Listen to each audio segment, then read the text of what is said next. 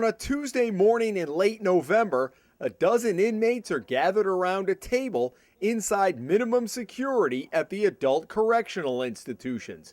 They open with prayer, then dive into a 12-week course they've been taking called Overcoming Addictions.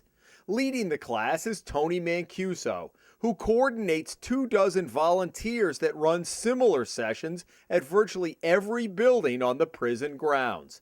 It is a program that has blossomed over the past several years, and Mancuso has seen it firsthand. Men whom have lived violent lives, have lived lives of destruction and just breakdown, and just want a new start, want forgiveness, and tears coming from their eyes, just knowing that there's hope and there's change, and it begins with them. Mancuso, an ordained minister who moved to Rhode Island from Florida in the late 1990s, works for the Providence Rescue Mission, which saw a need in the prison population after Mancuso's years of volunteering his time there.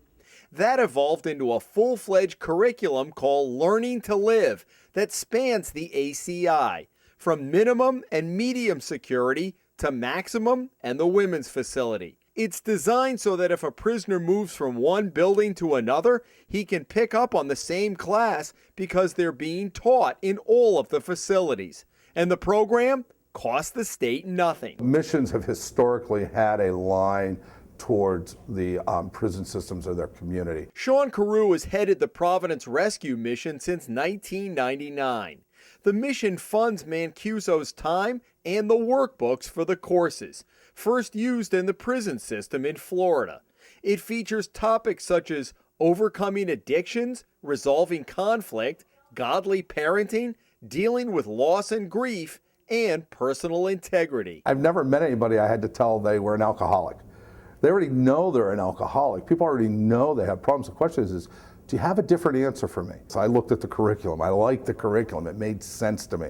Practical things that could help an inmate maybe not commit another crime when they got out, maybe be able to do their time with less incidents of violations because of frustration, violence, or whatever. They are faith-based programs that clearly come from a Christian perspective, but in a subtle way. We're teaching classes. We're not doing a Bible study. We're taking practical application of the Word of God and say, how does that apply to your finances? How does that apply to parenting skills?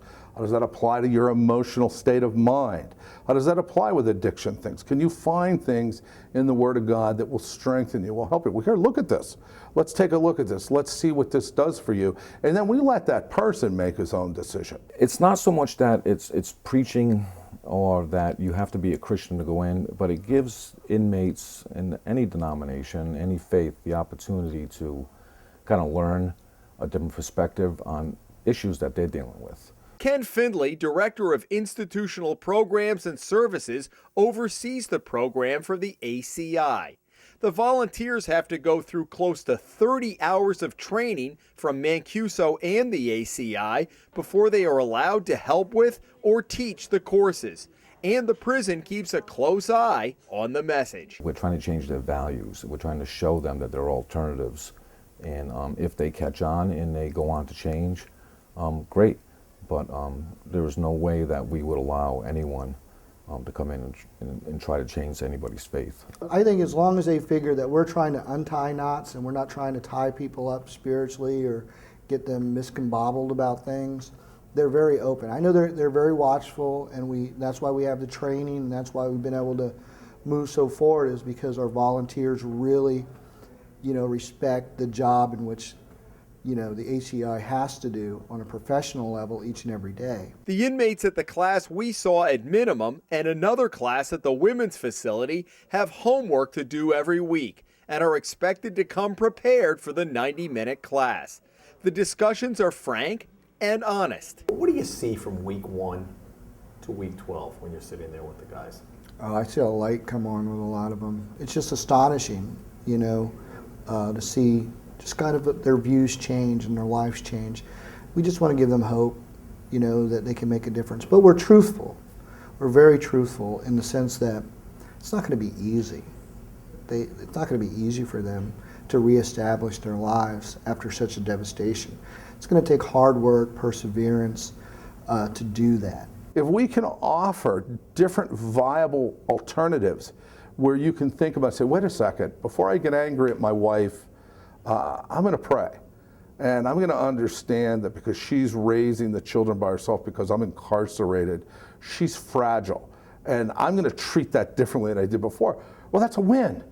Now we're getting you to think about different ways to respond to life issues. Mancuso says part of the training is to make sure the volunteers keep some boundaries. We're dealing with a very needy population, and so sometimes the volunteers can get caught up, and we just want to train them, on how to deal with these situations. And what balance do you want to strike? Well, I think between friendship and friendly.